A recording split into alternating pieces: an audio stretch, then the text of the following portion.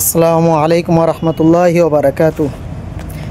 দেখেন ভাই বন্ধুরা, এটা হলো মির্জুমলা। এটা হলো মির্জুমলা মসজিদ।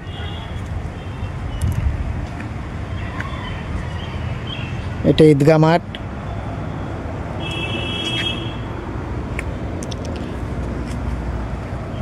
আর এটা হলো মির্জুমলা সাহাব যে আছে, জিনার নামে পরিচিত মির্জুমলা কবর।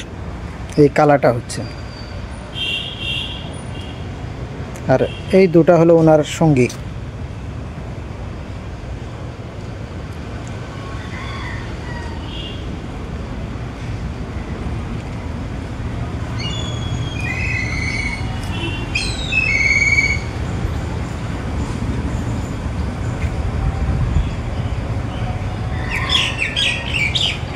ওনাদের যখন এখানে মৃত্যু হন, তারপর ওনার সাথীরা এই জায়গার মধ্যে ওনাদেরকে দাফন করিয়ে সাথীগুলো ঢাকায় চলে যান। আপনারা দোয়া করবেন সবাই।